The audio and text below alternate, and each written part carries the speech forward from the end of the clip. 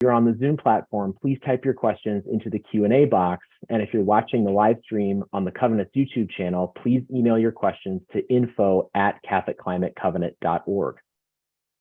Once all three speakers have presented and answered any immediate clarifying questions, we'll then moderate a more open Q&A. During this time, listeners are invited to ask more wide-ranging questions that go beyond just clarifying central terms and concepts. We'll then conclude with a preview of the next virtual conference sessions and end with a closing prayer. So now it's my pleasure to more formally introduce our first speaker. Elizabeth Garlow is co-founder of the Francesco Collaborative, inspired by Pope Francis's Economy of Francesco movement. Through her work, she supports protagonists of transformation that seek to draw on shared lineages of faith, spirituality, and wisdom to shape the economy. Elizabeth previously championed and led impact investing for the Lumina Foundation and co-founded a Detroit-based nonprofit, Michigan Core, which supported local social entrepreneurs. She studied political economy at Kalamazoo College, completed her graduate work in public policy and economics at Princeton University, and was awarded an honorary doctorate by the Dominican School of Philosophy and Theology in 2019. So Elizabeth, thank you for being with us tonight. Thank you so much, Dan. And I will share some slides to just help folks who are listening to follow along. It's just such a joy to be with you all from all around the country. I'm here in Detroit, Michigan, and as I look out my window, I see thick clouds of smoke from the wildfires in Canada that are making their way here. So we're under a severe air quality alert, which I think just brings into focus for me the urgency of this conversation today. So it's really a joy to be with you. When I often ask people what comes to mind when they hear the word economy, I get things like jobs or money, or maybe, oh, that's an academic topic that I don't touch. And so I find it really interesting to look to the root of the word economy and trace it back to the Greek oikonomia, which is translated as managing our household, taking care, tending to our household. So in other words, economy has its roots in the making of things, the exchanging of things, the distributing of things in ways that meet our needs and the needs of our neighbors. But from a Catholic perspective, because I have the unenviable task of offering some theological foundations for this conversation tonight, from a Catholic perspective, human economic life must always be seen against the backdrop of a bigger picture. So the economy is not meant to be understood as this sort of self-enclosed reality that's subject only to its own amoral laws, as in much of modern and especially neoclassical economics would have us understand. Today, in the absence of a moral horizon, a narrow free market frame has dominated much of economics and is rooted in this drive for endless economic growth. And this singular focus on growth has turned nature into a commodifiable asset.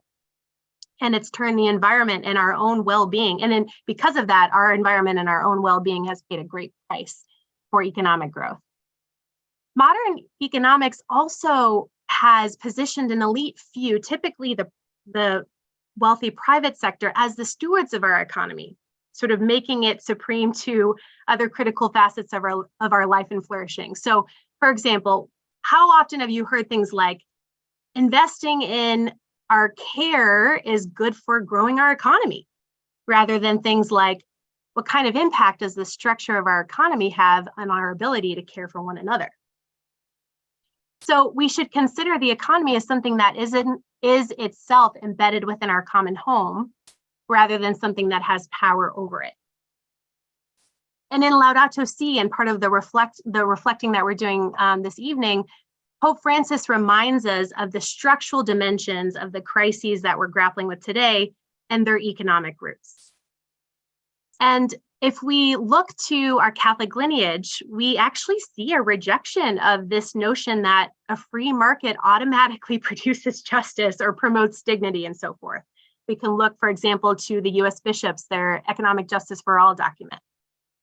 And furthermore, in John Paul II and Centesimus Annus reflects on the idolatry of the market that characterizes much of our modern culture. So building an ecological economics requires in many ways actually that we set aside some of the assumptions that are no longer valid.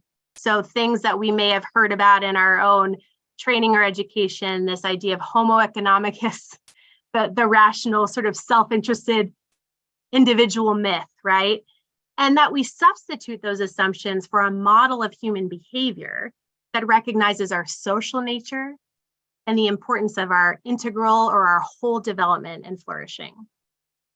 And if we look to Catholic theology, the economy helps us see that we are just but one part of human social life, which is in itself intended to serve larger purposes.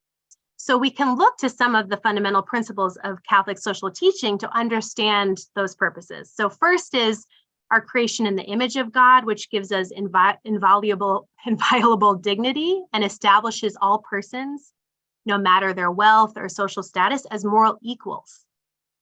And we are also understood to be beings with a unique vocation and destiny, which is that we are made for relationship with God, and not just any kind of relationship, but a relationship with one another of mutual love that our tradition calls communion. So communion is understood to be this thing that our hearts most deeply long for, and that all of our actions in this life can strive to bring us closer to. So perhaps Catholic social teaching's biggest, most far-reaching claim is that human social life, including economic life, is itself a kind of image or an analogy of the divine communion in which we find our fulfillment. So this theological vision of the human person as someone called into communion and of economic life as this image of communion helps us understand two sort of core principles that can really inform our understanding of ecological economics. One of these is the priority of the person, that economic life has no purpose higher than the fulfillment of the persons who comprise it and our integral development. So human persons can't be instrumentalized to some other purpose, whether that's maximizing wealth or otherwise. And second, because human persons are made for communion and human society is an image of communion, that priority of the person always has to be complemented in Catholic social teaching by the priority of the common good. So if we are social by nature, we can find our fulfillment in relationships with other people and ultimately with God. So in its fullest sense, our own flourishing as individuals and as a collective, as society, is bound up in the well-being of one another, in the well-being of all, and in the quality of our relationships with one another. And I would also say bound up with the well-being of all of created life. And I think this is the essence of Pope Francis's contribution of an integral ecology, this sort of contemplation of our radical interdependence. Our true good is, in essence, a shared good.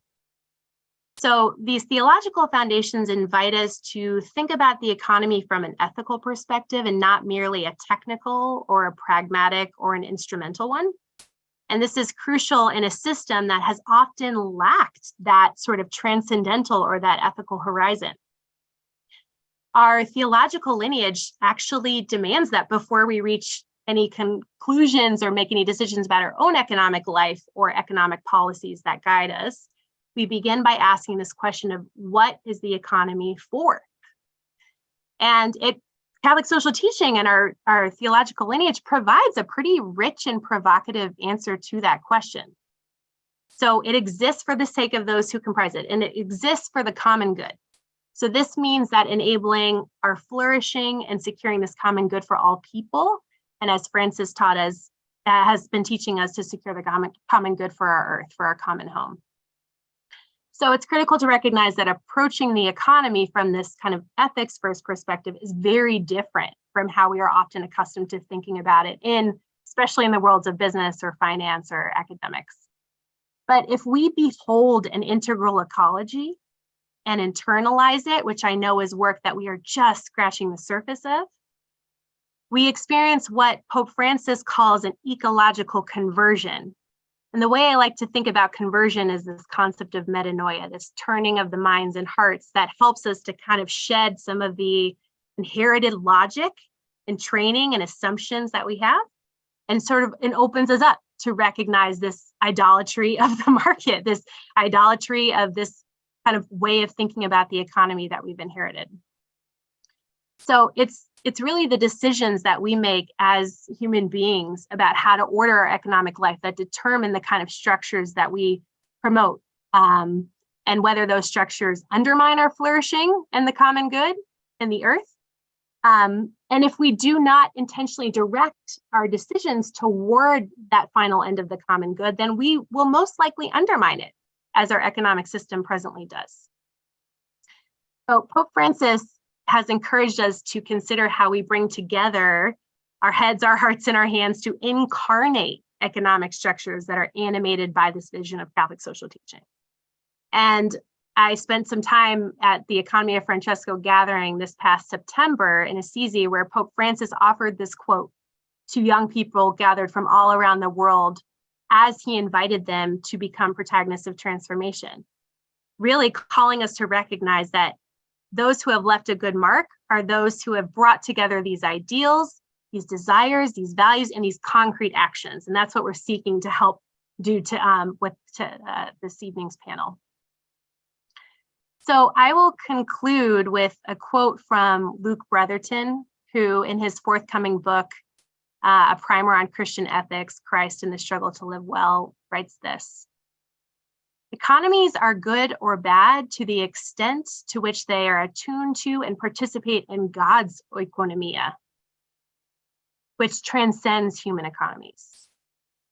To borrow a distinction from the agrarian writer and poet Wendell Berry, if these little economies are to be rightly ordered, then it is participation in God's great oikonomia that must be prioritized. Or as Matthew 6:33 puts it, "Seek first the kingdom of God, and all these things will be given to you." So human economies must work from the basis that humans are first and foremost members of God's oikonomia, and that the things that we make and exchange and distribute and consume are first received as gifts to be shared and not objects entirely under our control. When economic life ceases to serve right participation in God's economy, and instead serves the perpetuation of these little economies divorced from membership in this cosmic economy, then all these little economies do become idolatrous and self-destructive. Little economies turned in on themselves are manifested in, for example, the idea that the sole purpose of economic activity is profit maximization and the pursuit of private interests. So I will look forward to any clarifying questions, and I look forward to hearing remarks from my colleagues now who will reflect on ideas and efforts that are being cultivated to ensure that these little economies don't turn in on themselves, but that they stay attuned to this great call of an integral ecology, of our shared flourishing, and the call of our faith. Thank you. Thank you, Elizabeth. So now, as we said, we invite listeners to briefly ask any clarifying questions needed to better understand any of the terms or concepts that are presented. Once again, if you're on the Zoom platform, please type your questions into the Q&A box. And if you're on the live stream on our YouTube channel, please email your questions to info@catholicclimatecovenant.org. And one question that has come through already is this term homo economicus.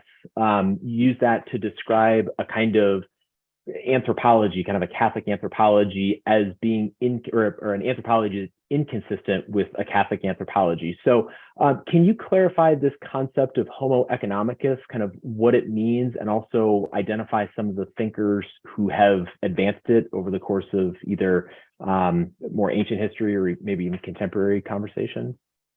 Yeah, so homo economicus is one of those kind of classic Adam Smithian concepts that you see in much of our neoclassical economic texts. And much of our training, especially in the United States, is sort of rooted in neoclassical economic theory.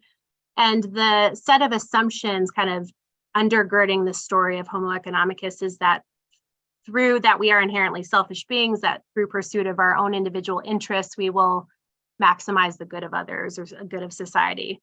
And there are many sort of interesting things to study about the roots of how these narratives sort of took root and took place. In part, they were sort of looking at Newtonian physics and the emergence of these new laws governing sort of the universe around us and trying to establish economics as a discipline that had its own laws. And so much as I was saying before, this kind of challenge of Catholic social teaching is to recognize that this is not a discipline that is sort of a self-enclosed thing with its own amoral laws, right? It's actually a fundamentally moral undertaking, how we structure and shape an economy, because it is fundamentally about our provisioning and the provisioning for our flourishing and the flourishing of one another. So it's about our own individual flourishing, this priority of the person, and also the common good. And so by debunking this kind of myth of the Homo economicus, and open ourselves up to recognize the ways in which we're drawn to cooperative work and undertaking and to mutualism, and recognize that as we cultivate those narratives around different types of behaviors and actions that we as human beings, especially in the light of kind of our faith, what we're called into and how we're called to be in relationship with one another. And so it just offers kind of a different set of concepts or ideas to root our conceptual work around economics in. Yeah, no, that's really helpful. So it's in a sense, kind of affirming an anthropology, a way of being human. We're sacred and social, and we're committed to the common good. Another question about terms that's come through is you've used the terms integral ecology and integral in economics to kind of juxtapose the other terms, neoliberalism. Are there secular terms that kind of capture this maybe Catholic terminology of integral ecology, integral economics? Are there terms or concepts that people would have maybe heard in conversation that maybe use different language to name some of the things that you're talking about? Yeah, no, that's a fabulous question. So you may have heard the term heterodox economics, which simply refers to the fact that there are many schools of thought in how we build and structure the economy, right? That we are kind of entrenched in this modern culture and era and this neoclassical theory, but there are many incredible thinkers and people who have studied and written about different ways of structuring and organizing the economy. I mean, part of what you'll hear from tonight is reflections around the cooperative economy. And so that's something, especially in this current context here, where, you know, recognizing and appealing to cooperative ways of structuring our our economy, but recognizing too that in a capitalist economy, the assumption of kind of the fruits of labor being extracted and accruing to shareholder owners is something that's challenged through cooperative economics, right? So recognizing that, sort of thinking more distributively about the fruits of our labor, the fruits of our work, is an important way of thinking about how we structure the economy. Behavioral economics has taken off in many, even kind of common academic contexts here in the US. And that's simply just recognizing that our preferences and our actions tend to really challenge some of those dominant narratives of neoclassical economics. When it comes to integral ecology and integral theory, this is a pretty new kind of territory. And integral human development is something that's now being studied a little bit more and seen as an emergent concept that can offer us a lot of new questions and concepts to reflect on, including looking at like Amartya Sen's capabilities approach, right? Recognizing that we all have the need to develop and cultivate many different dimensions of our human life in order to step into full flourishing. And so how could we build an economic structure that really undergirds the development of those full capabilities? And there you'll see things emerge like the well-being economy, right? The work of the Well-Being Economy Alliance. So those are some terms that might come up. Yeah, no, that's great to give people some additional language. So you talked about heterodox economics, flourishing capabilities as different language that people may have heard or they might use to begin to describe some of this. So we've got lots of questions coming in. They're moving in the direction of what I'll call kind of subjective discussion questions. And so for this portion, I think we're at a point to transition over to Nathan, which you mentioned economies of communion, Elizabeth. And so I think that's a perfect transition into Nathan's presentation. So with that, I'll welcome and introduce Nathan Schneider. So Nathan, as I said, is Assistant Professor of Media Studies at the University of Colorado Boulder. Nathan researches and publishes on cooperatives, integral ecology, and Catholic social teaching. He's the author of the book, Everything for Everyone, the radical tradition that is shaping the next economy. He's also written several book chapters, and there are two that are of particular relevance tonight. The first is Slow But Sure, Cooperatives and Integral Ecology in the volume Ethics in Action for Sustainable Development. The second chapter is Truly Much Can Be Done, Cooperative Economics from the Book of Acts to Pope Francis. And that's in the volume Care for the World, Laudato Si, and Catholic Social Thought in an Era of the Climate Crisis. Nathan's articles have appeared in publications including Harper's, The Nation, The New Republic, The Chronicle of Higher Education, The New York Times, The New Yorker, and others, along with his regular columns for America Magazine. So Nathan, we're excited to welcome you to the conversation tonight. Thank you. Wonderful to be here. Really, I thank God for the chance to be in this conversation. It's something I've personally been craving more of, and just grateful to share this space and this these sets of commitments that bring us together, healing our earth and loving the gift of life and creation. And what I'm going to argue here today is that actually economics is not just something that spiritual people might do on the side, but that actually our spirituality and our community has economic power, enables us to accomplish things that that are unique and especially powerful. And I've seen this through the lens of the very diverse cooperative tradition, a tradition of economic practice that is as old as time, but is also just as old in its modern form as investor ownership, which is today the dominant form of business that we tend to see, and that Catholics have had a particular and special role in it that I hope we build on. This role is something that Pope Francis knows well, and something that he points to in Laudato Si repeatedly, pointing to forms of cooperation. And a lot of people, read Laudato Si and saw something depressing in it. They saw him mourning all these things falling apart. But for someone, acquainted with some of these traditions of counter practice, I think this is an incredibly hopeful document. And it resonates so much with the things that social movements and communities are doing all around the world. One thing that he says, though, is that these are new forms of cooperation, and there are new forms developing. But I'm going to tell a story about how they're also old. The stuff we're talking about goes back to the Book of Acts, back to the very first thing that happened in the formation of the Christian church after Pentecost, was sharing things in common. And then soon after that, having to elect essentially a board to make sure that the widows are getting their due. And so this practice of democratic economy goes way, way back in the church. We see it in the monastic tradition as people left the cities of the Roman cities after Christianity became the official religion of Rome and started forming communities in the desert. We see this exhibited later in the medieval period, when, for instance, St. Clare insisted, even above the recommendation of the Pope, that her sisters should, in their rule, be self-governing, that they should meet together.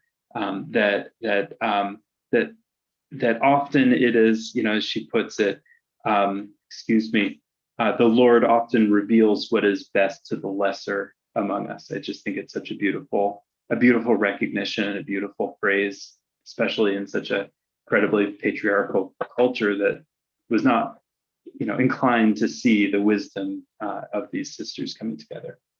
In the modern period, Catholics really entered into this question through the landmark encyclical Rerum Novarum from Pope Leo XIII, who was trying to walk a line between, communism and capitalism, and landed on this idea that the human thing to do is to distribute ownership, not according to the small number of people who get to be capitalists, not according to handing it all over to the state, but giving each person, a sense of responsibility and a capacity to build wealth and to be a full citizen and participant in their society through distribution of ownership.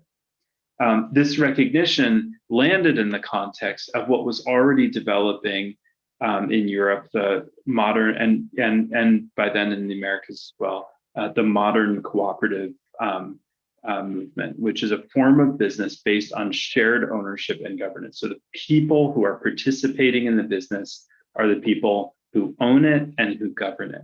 And these are some of the principles that this cooperative movement has landed on over the years as an international conversation, drawing on many different cultural traditions far beyond Europe, and increasingly recognizing, as I think it needs to, its deeply intercultural character. And by this point, cooperative movements were growing up in countries all over the world, being legally recognized.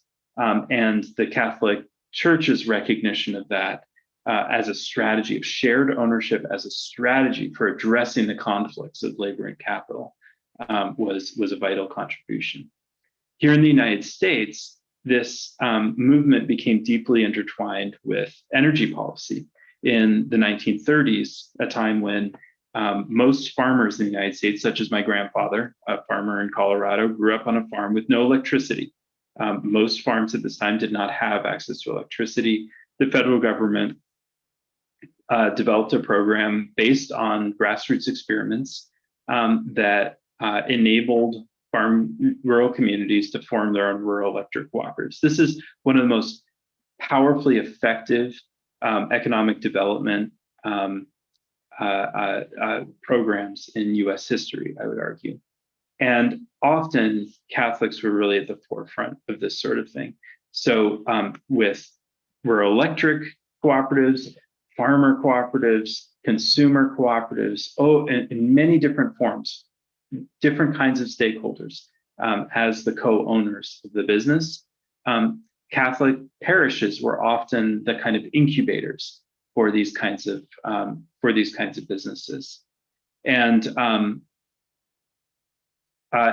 this, for instance, is an excerpt from the magazine I write for, America, from the 40s, just demonstrating how this practice had just become normal, and also, was not just a form of business, was recognized as a practice that integrated the economy with the development of the person. Monsignor John Ryan, who was a leading Catholic economist as well as an architect of the New Deal, insisted to his readers in the early 20th century that cooperativism has finally shown itself to be sound in principle and feasible in practice, and saw this as the form of business best aligned with Catholic teaching. Meanwhile, in Canada, Alphonse Desjardins, who was a journalist, developed the first credit union model in the North American context out of his parish. And it's wonderful to read his biography because, every time he runs into some kind of disaster or foible and the whole thing's about to fall apart, either his parish shows up or a bishop shows up in some way. There was a recognition, largely because of Pope Leo XIII's insistence on this distribution of ownership, that this is the path that is best aligned with human dignity in a Catholic view. And through that kind of support, the credit union movement built in Quebec was brought down here in the United States, principally by Edward Filene, who, the department store magnate who helped establish it in US policy. And then many, many grassroots communities around the country had access to this form of economic democracy through financial inclusion in financial institutions that they could co-own. Another growth of the same period was the largest network of worker cooperatives in the world still, the Mondragon Corporation in the Basque region of Spain, founded by Jose Maria Arizmendi Arrieta, a Basque priest who for 10 years worked with students at his school to develop the model of a worker-owned industrial system. and built an institution that people today still go to visit and still try to copy and still have never been able to replicate. And I think that spiritual vision is just as important to the success of this institution than any economic modeling. And the spiritual vision, if you read the text that Father Arizmendi wrote, are just full of this recognition of shared ownership as integrally related with human development.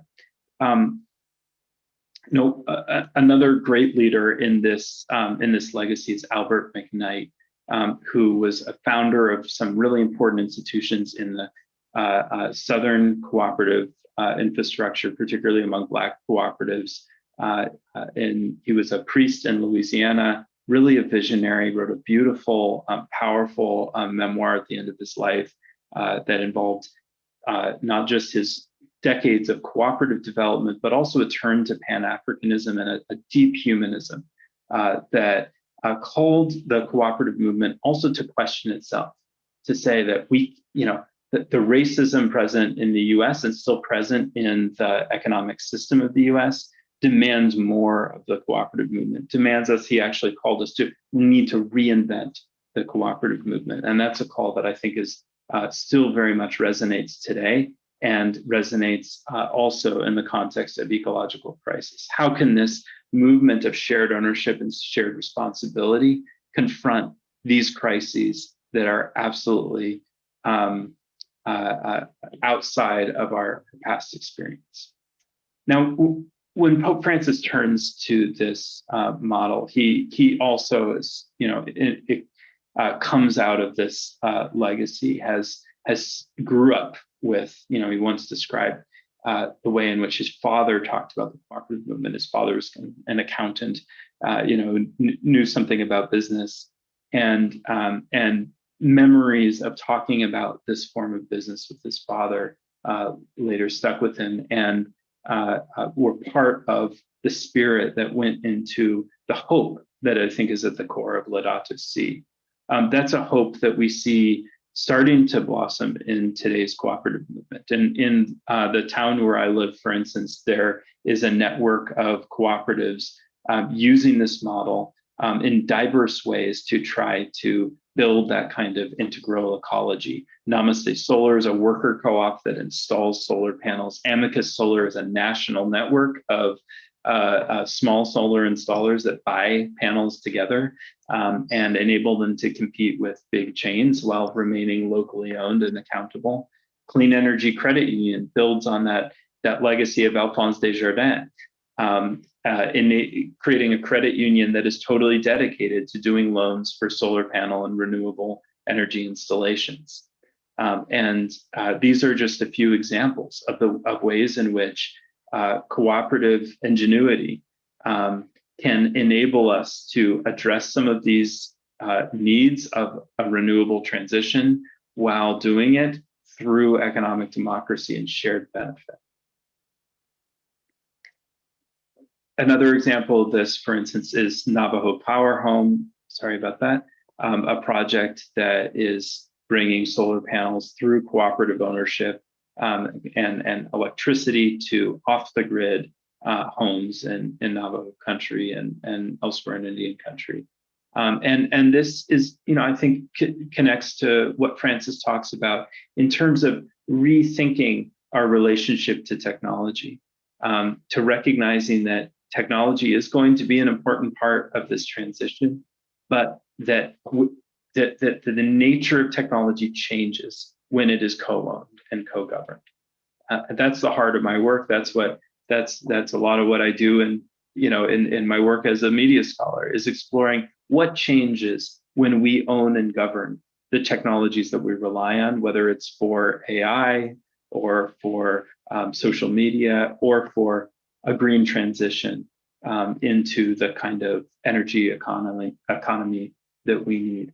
Ownership enables us to have control, to not be simply subject to that technology, but to be able to shape how it is used and when it is appropriate.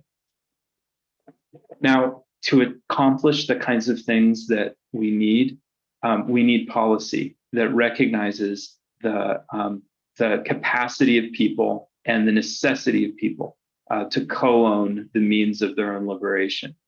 And that was what enabled the credit union movement to spread, was policy. That's what enabled my grandfather's farm to get electricity, was policy that opened the door to enable poor farmers like him to have access to building cooperatives to provide their own electricity.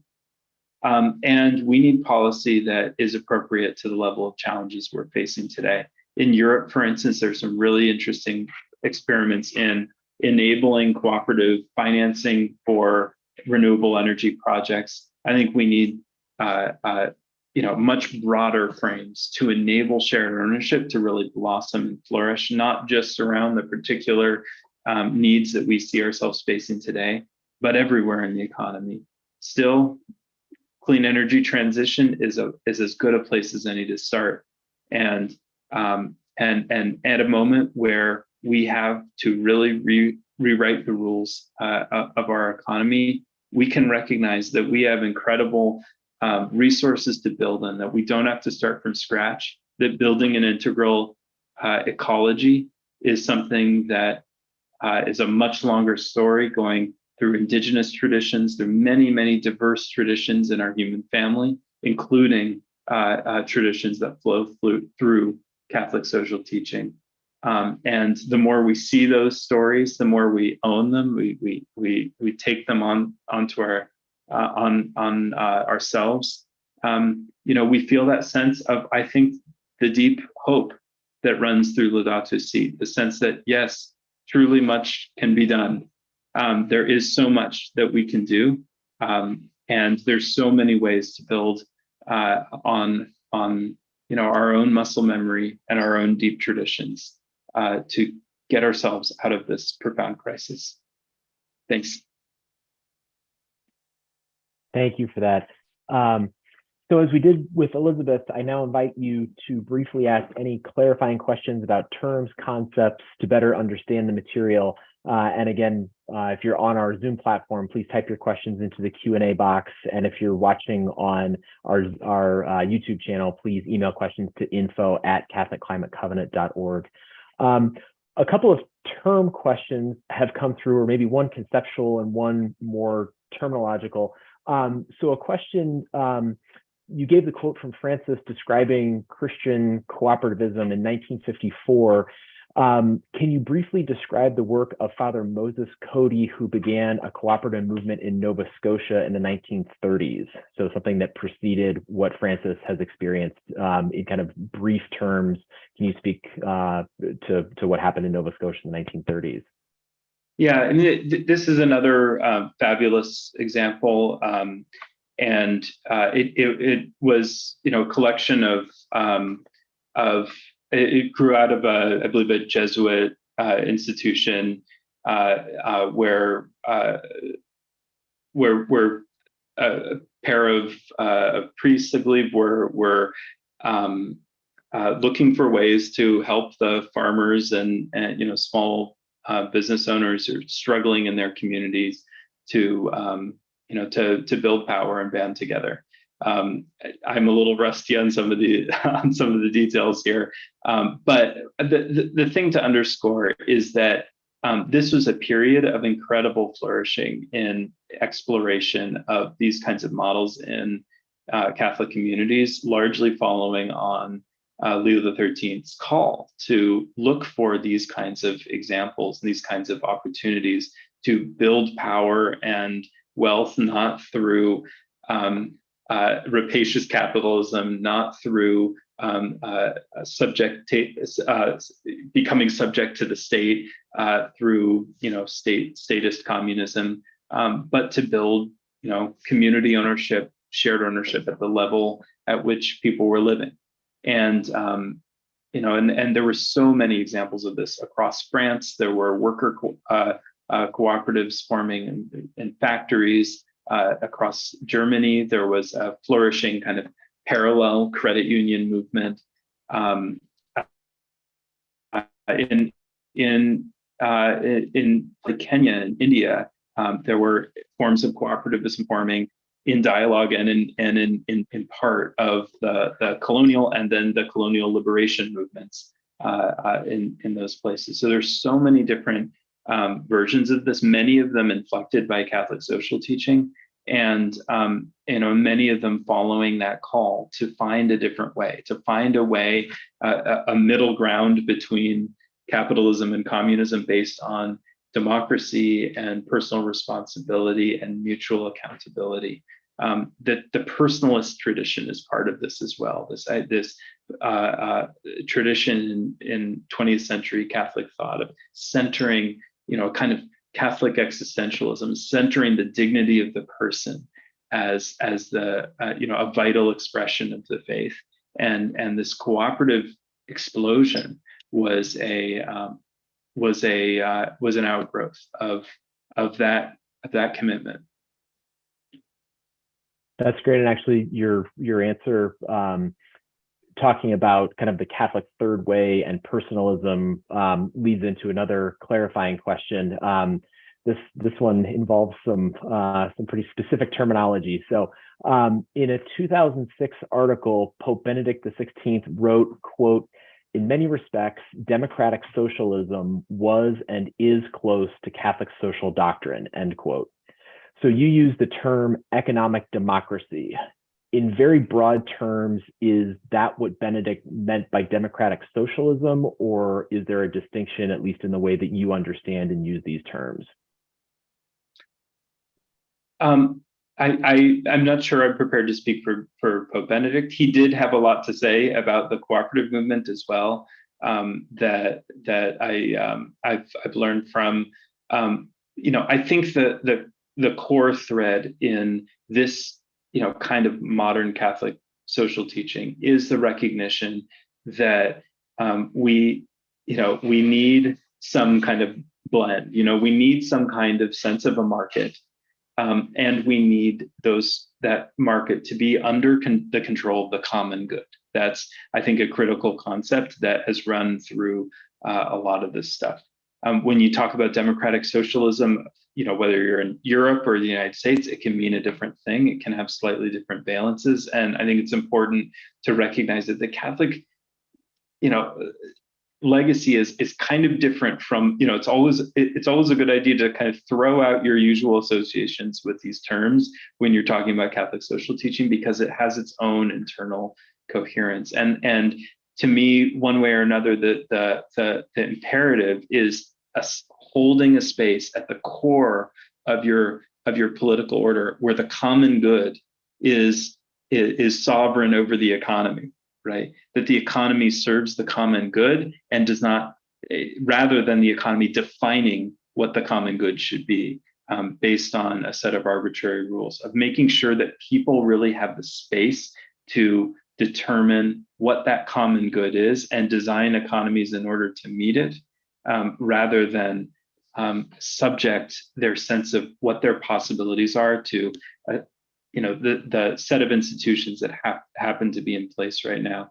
And that's, whether you call that, I think that's something that a lot of people aspire to with language like democratic socialism, trying to be able to have that space where the democratic is guiding the economy rather than being simply subject to it.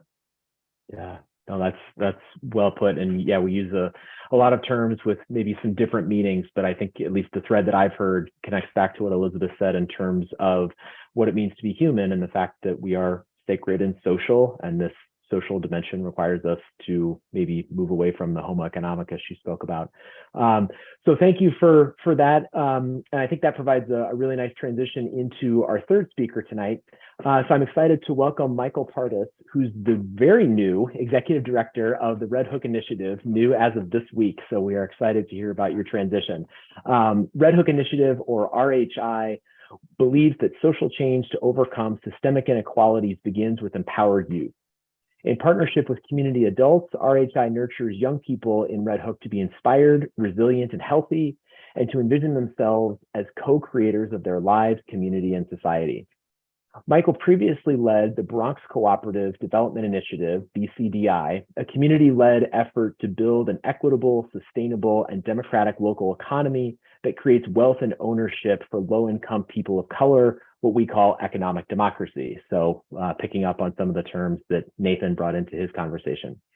Under his leadership, BCDI developed a borough-wide multi-stakeholder strategy to advance an economy that invests in human dignity, fosters community well-being, and supports a larger movement for self-determination. Previously, Michael worked as a director of South Bronx Rising Together and was the research and policy director at Young Movement, Inc. Part has taught over 2,000 New York City students in the SUNY system, and he's also taught courses on neoliberalism, so a term we've also heard this evening, and 21st century capitalism in the Brooklyn Urban Studies graduate program. Michael holds a bachelor's degree from Fordham University in African American and Black Studies and a master's in anthropology from the City University of New York. So Michael, thank you for being with us tonight. Thank you all. Thank you for wonderful comments from our co-panelists earlier. And thank you, Dan and others, for just really a wonderful, wonderful session that we've had here today. And for the sake of brevity and to continue on, I'll open us up. And to open up, I want to start with the concept of being asset-based. From the concept of understanding that, particularly for those who are labeled poor, those who are working poor, that we're not starting from deficits. We are enough. In fact, we are more than enough. And one of the things from our intellectual work, from social thought, that's really important is understanding not just the dignity of work or of humanity, right, being human-centered, but that we are enough. Right. And every day in the communities that I'm going to talk about, both communities that I work in, that I'm from, that I partner with, that we start from this premise that we are enough ecologically, morally, spiritually, right? This type of cooperativism, as you heard about earlier, this type of pushback against rational choice theory and ultra rationality, utilitarian sort of concepts. We push back on that by beginning with that us working folks, we are not just enough, we are more than enough.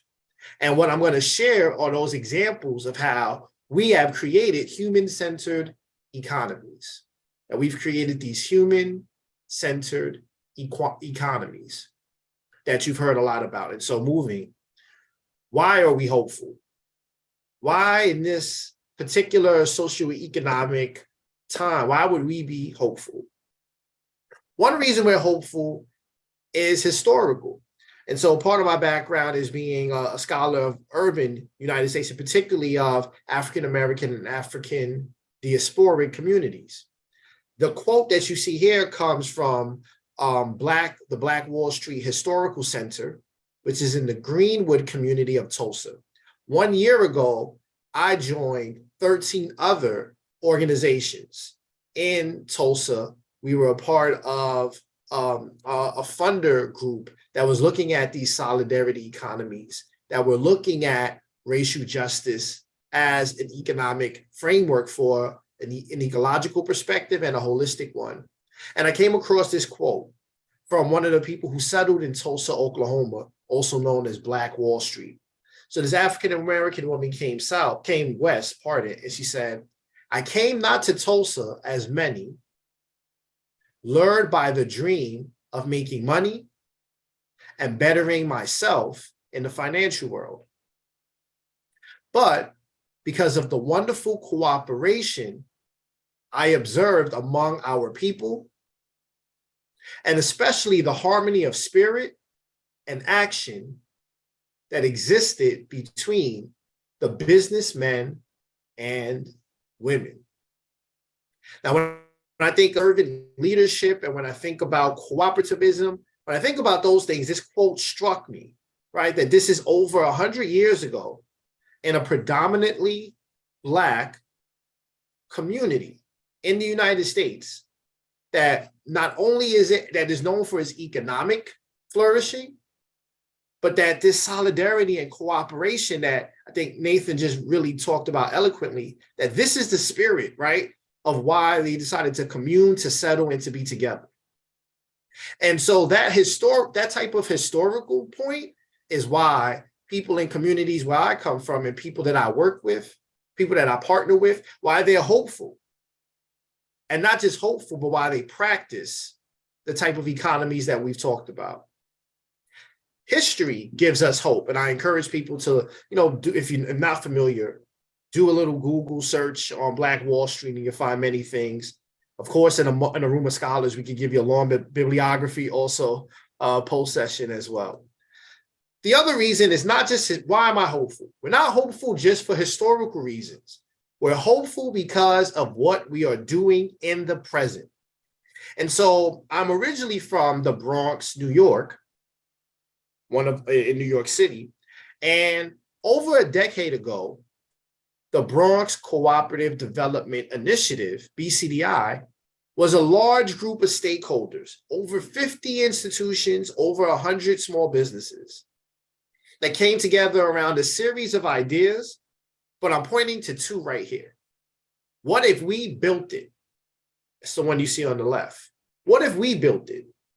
What if the community built, from the raw materials and production to the design and concept? What if they built the physical environment? What if they built the infrastructure? What if it wasn't built by those with other issues, other concerns? What if they built it? And I'll point to the graphic on the right.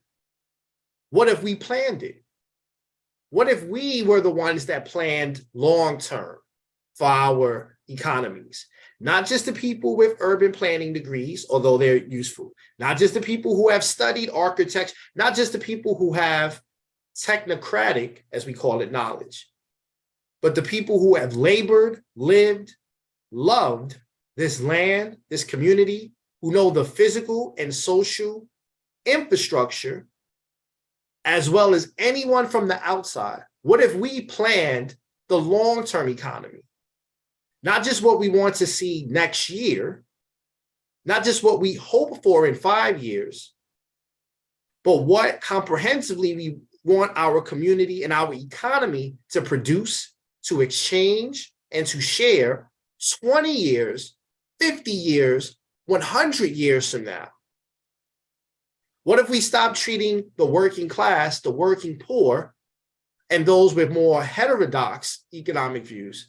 What if we stop treating them with short-termism, right? Making them make trade-offs for the short term and actually listen and invest it in their long-term plans? What if they built it to endure? What if they planned it for the long term? And so when those stakeholders came together and galvanized around these set of questions, their work over the last 10 years inspires, it keeps us going, it gives us hope that this can be done. So it's not only the example of Tulsa, Oklahoma, and the Black African-American, and the African-Americans who settled there, but there's also the example of in the Bronx today, what working class folks, what cooperators, as we call them, those in the cooperative economy, what they're doing. So what are they doing? One part of what's challenging, and I'm gonna get to that, but one part of what's challenging is their humanity is constantly challenged, right? Those that believe in cooperativism and want to practice it, those that are trying to say that there's something different in how we approach and how we interact and how we view the working class, the working poor, those with different views, their humanity is challenged. What do we mean by that? Worthiness. And these folks often, often, their worthiness is devalued. And they are deemed not worthy because of their trauma. They are deemed not worthy by systems and by leaders of those systems. In the United States example, your Chamber of Commerce, right? Or your other type of system, they're deemed not worthy because of their trauma. what they've experienced, what they've gone through, has deemed them not worthy. There is a leader in the Kensington neighborhood of Philadelphia. In the Kensington neighborhood of Philadelphia, there's a leader, Bill McKinney. And Bill McKinney is the executive director of a community development corporation, a local NGO in Kensington. And this quote on the left, right? One thing he brings up is that the working class, the working poor, they're not believed because they have traumatized, because of their social status. Say it again, because of the way they've been traumatized by systems and structures, because of the social status they have as laboring or working people. Often they're not believed, right? They're not believed when they say, I've been treated X way poorly by the system. When they say, I tried to do 1, 2, 3 things, but it didn't work. I did not get a response. My loan, and so I make it concrete. The small business owner who says my loan was denied, even though I filled out the paperwork. I called housing services. They never called me back. I put things like this, right? We're not believed. And if you're a person of, like me, to be specific, of African descent, or African American, we have almost 400 years of not being believed and of facing structural trauma by the violence of systems. And not only are we not believed in, but the other thing Dr. McKinney talks about is that the trauma then gets untreated. Because we're not believed in, that trauma becomes untreated. And what happens is that we layer trauma upon trauma. Caregivers and adults, their trauma of being unable to access family supporting wages or good jobs, or facing predatory equity, then that impacts their ability to be present at their children's PTA. Or it challenges other types of engagements. And then the children have a trauma of their adults and their presence and their or inability to be interactive. And then they have the material hardships that they're facing. And so because we're not believed, the trauma compounds on itself. And so our challenge, actually, those who are in the cooperative movement, those that are in the solidarity economy, terms that we touched on a bit, one of the biggest things is not just the economic proposals, right, of, investing in worker-owned cooperatives, making access to capital abundant, so that way, even despite your balance sheet, you would be able to access credit or a loan or investment. It's not just those things, it's literally that we're not believed. The underwriters at banks that don't believe in us match the policymakers who in the United States will not invest in us adequately. And it stems from not just the outputs of the Excel sheet, not just the balance sheets of family, but they look at their budgets. It's not just the application you put in for social services, but it starts with the fact that we're not believed in. And that our trauma becomes untreated, and then it compounds. We are deemed not worthy. So, I'm mindful of time. So what is some solutions? And community organizing is a solution that many of us in the solidarity economy, many of us in the cooperative economic framework, which rolls up into this ecological approach to the economy, community organizing has been a place where we have found and built solutions. Why? One part is that this creates a shared future. A shared future, and I say plural, shared futures, right? Collaborative, community-led planning and development is the future. I want to give you some examples. Back to Kensington. I showed you Dr. Bill McKinney and what he's doing in the Kensington neighborhood of Philadelphia. They are embarking on a collaborative, community-driven planning project. They're being trauma-informed, right? They're recognized, the very trauma that we just named, that the everyday structural violence of being unseen, unheard, unbelieved, they're starting from the premise of being trauma-informed to not trigger their community. They're starting with the strengths of their community, their creativity. Many of them have trade skills, the abundant set of design skills that they have. They're starting there in Kensington. And I'll put a link at the end. I'll put a link for folks to go see the Kensington plan. That's one example. A second example, and pardon me, there's a lot of words in the slide, pardon me. Second example is a Federation for a Manufacturing Renaissance. This is a group of stakeholders across the United States and internationally that believe in manufacturing, but they believe in it in three ways. And I'm just going to go to this slide for it to be digestible, and I'm mindful of time.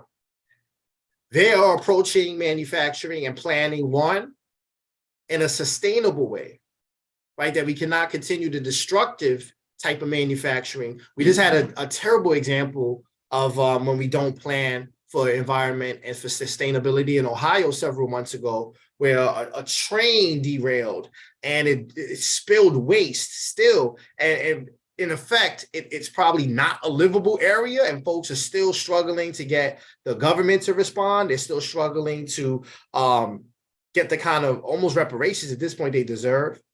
So environmental sustainability, inclusion, that racial and ethnic diversity is important to take an ecosystem approach, and economic democracy, the same kind of idea of collaborative approaches of coming together.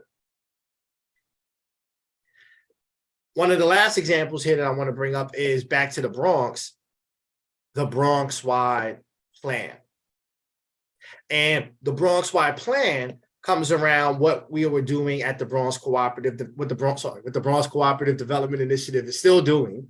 And they're working on a people-centered 30-year economic development plan for our entire region of 1.5 million people. It is a people-centered, long-term, 30-year economic development plan for the 1.5 million people of the Bronx. And so, again, I'll drop a link afterwards, but the process of aligning on values and then forming a coalition, of doing a engagement with the community, right? We held people's assemblies on Zoom during COVID. Over 400 people came on from our community for our people's assemblies. We went into local parks, right? And had flip charts and boards and asked people, what's a priority? What do you want to see here?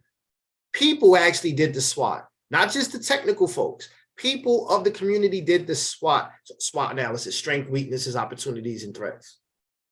We asked them for their proposals. And there's a website with several of the proposals. This is a laundry list, I apologize. This is a laundry list of the proposals. But proposals around land, proposals around transportation, proposals around electrification, proposals around a people's credit union, Wi-Fi access that is available. That is what the people said they wanted. The question is, who's going to respond to that, right? Who's going to respond to that? And not only should we respond to that, but the systems leaders. And to close out, mindful of time, I'm so sorry to rush a little bit, mindful of time, to close out, one example of the solutions are these shared futures. In Kensington, in Philadelphia, they're doing collaborative planning with their community, where they recognize trauma, where they are developing community solutions.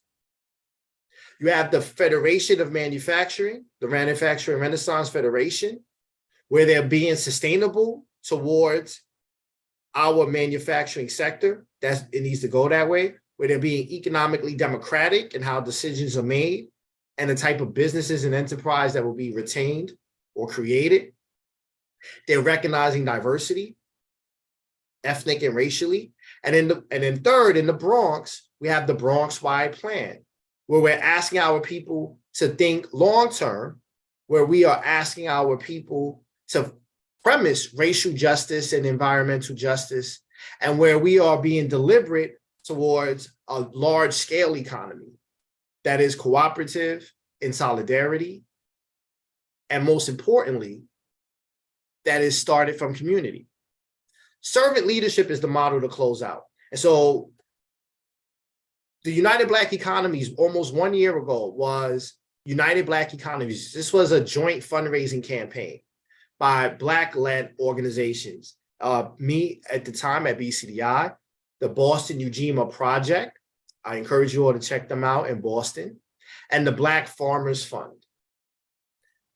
And some of the things in the campaign, we spent 92% of our dollars on values-aligned businesses, enterprises, and groups, worker-owned cooperatives, democratically run businesses, groups that minority-owned businesses. We were able to grow our individual donors to 71 individual donors. We had a panel where Black cooperative leaders and organizers from the Bronx were able to share their views, just like how we're doing here. We domestically sourced merchandise, apparel, locally produced it, investing in that sustainability framework. And then we brought people to one of the shining pillars of the cooperative economy in the Bronx, KD Knit, a knitwear fashion company in the Bronx that uses food waste and upcycles it, turns food waste into fibers for garments. We brought people there to visit, to see the future. And so I'll close out just to say that our challenge often in this movement is that we are not deemed worthy. Systems and structural violence is not deemed us worthy. And because of that, our trauma is unrecognized and we have to constantly face not being believed. But in spite of that, we draw on historical examples like Tulsa.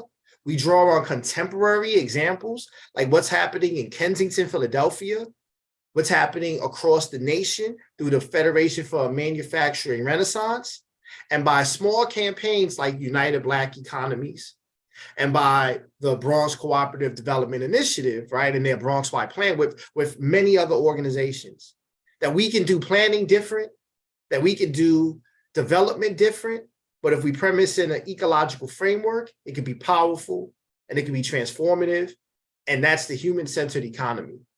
And we can do that because the working poor, the cooperators are more, they're not just enough, they are more than enough.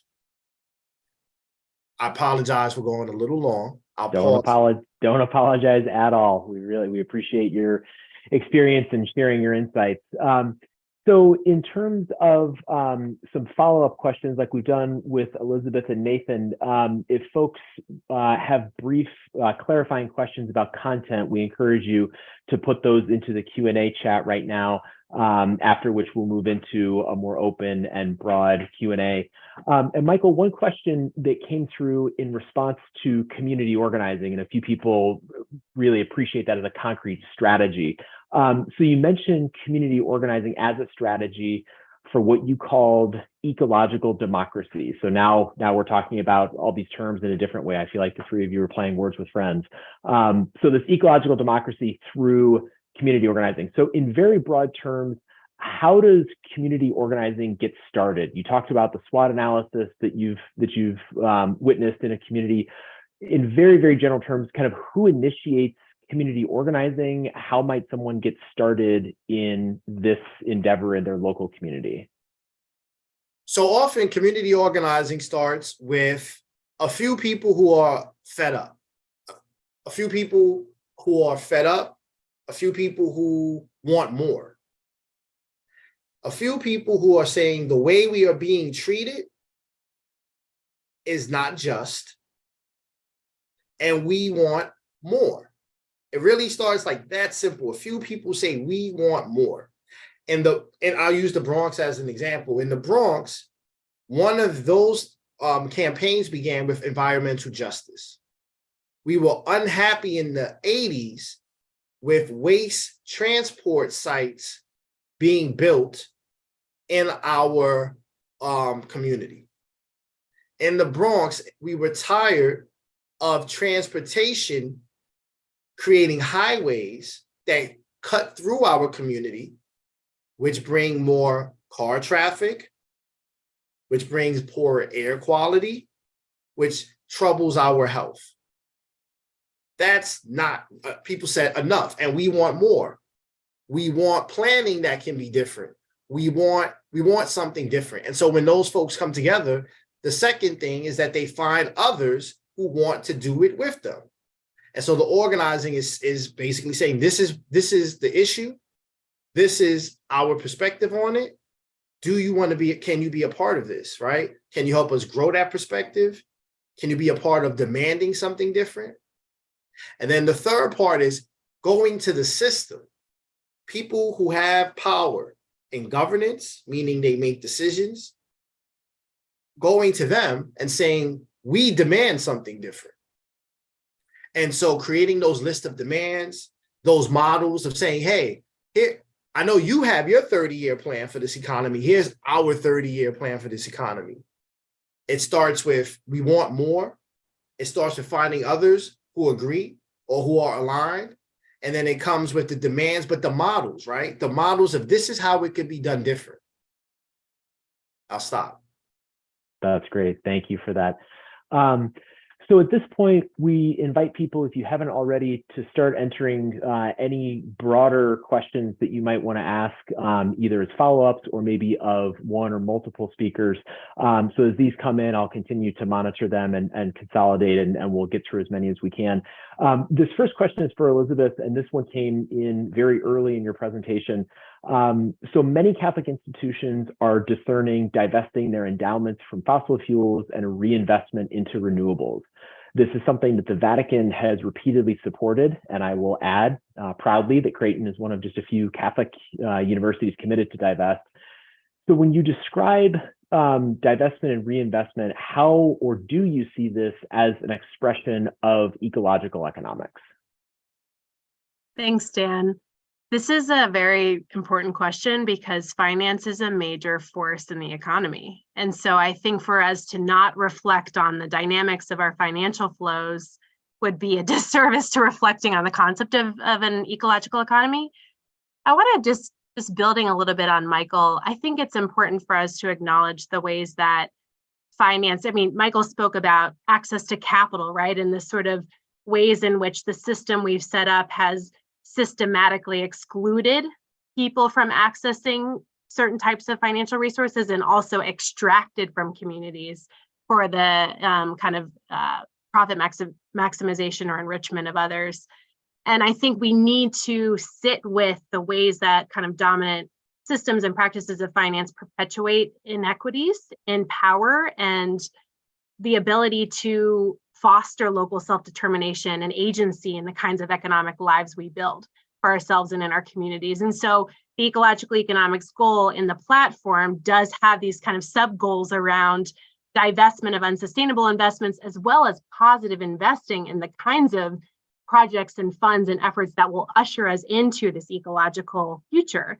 And I think the church is an incredible sort of institution, and the local church and its kind of multiplicity, its plurality of contexts can really be catalytic in the ways that it divests, like taking money out of the things that we recognize are not in keeping with or not consistent with our vision for a future of flourishing. So that certainly includes fossil fuels. And by the way, that's complex because if you really do an analysis of that, you recognize like dominant agriculture practices are also very intertwined with the fossil fuel industry, right? So it's not as simple as divesting from large fossil fuel companies. So you have to be discerning about that.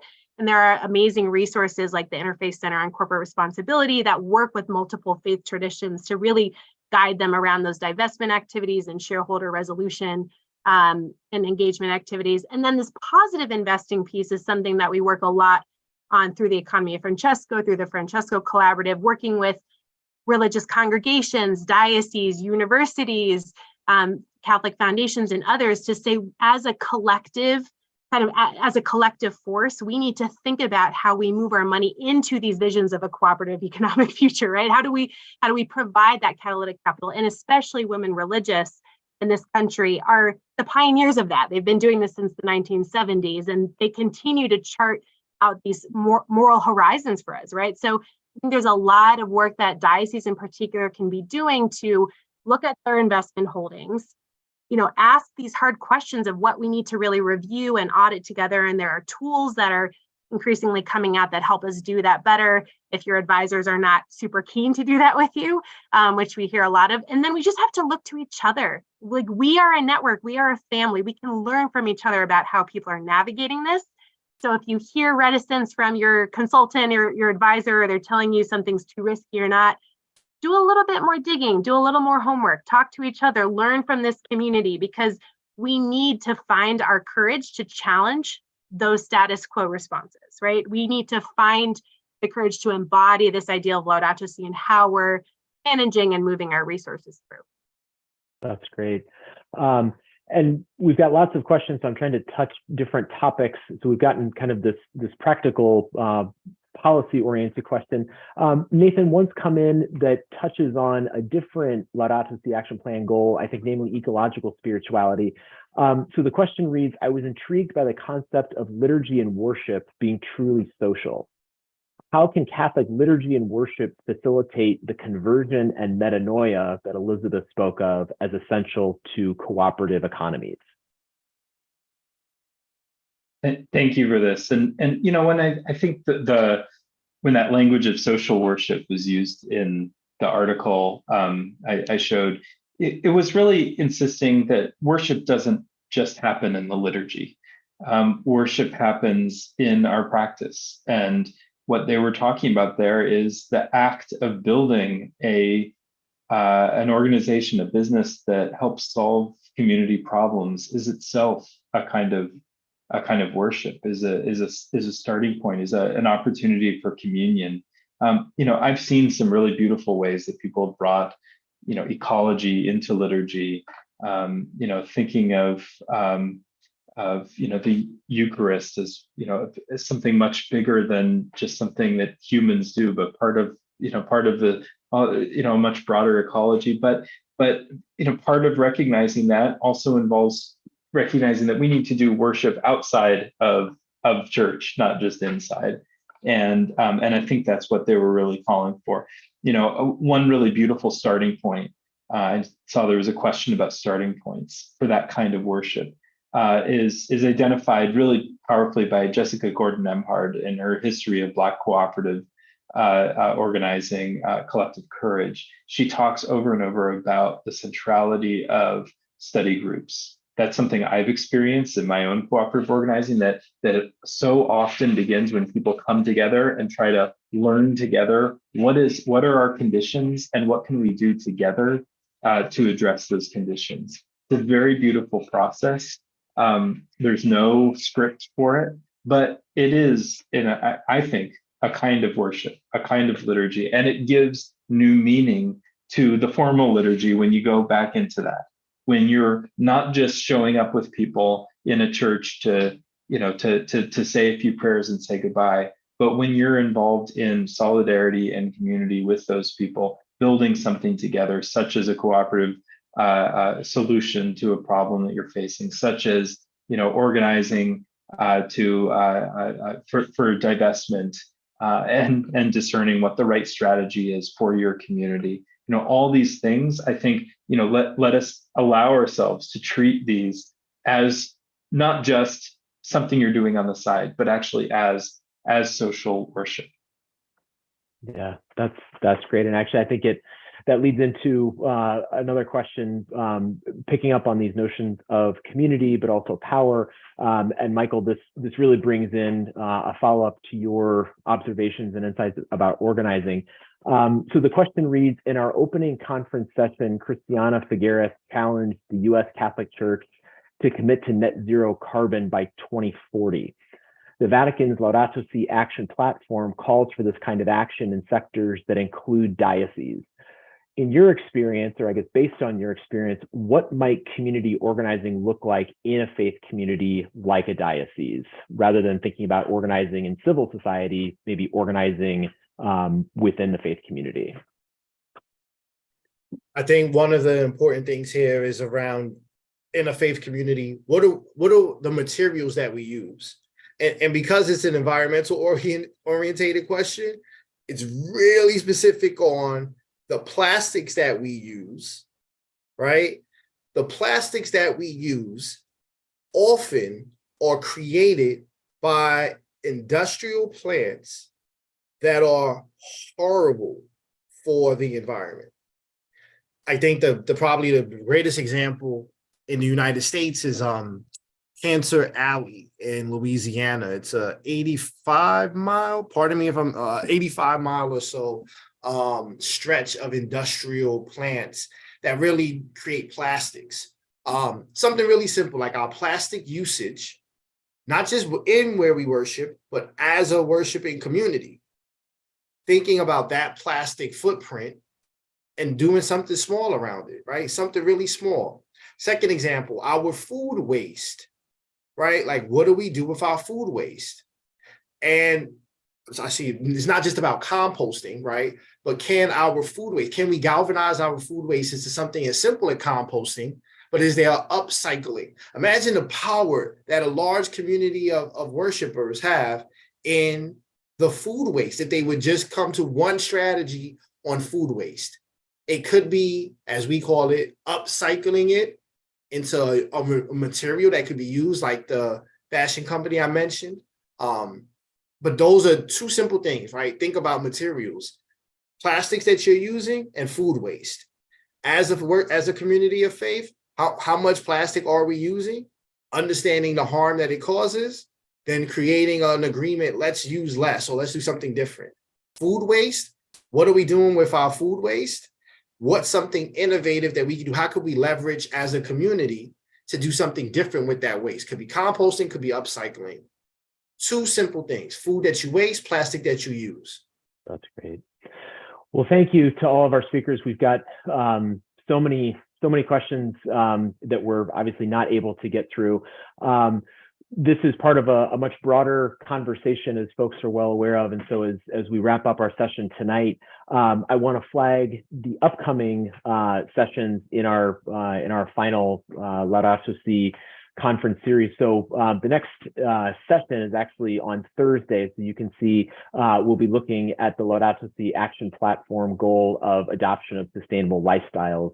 And we'll have three, again, extraordinary speakers: Christine Fear-Hinsey from Fordham University, Juliet Shore from Boston College, and then Shauna Flynn from Bates College, all thinking and living this goal, thinking about and living this goal. So we've done a lot tonight, and we opened in prayer, and I think that's an appropriate way to close our evening together tonight.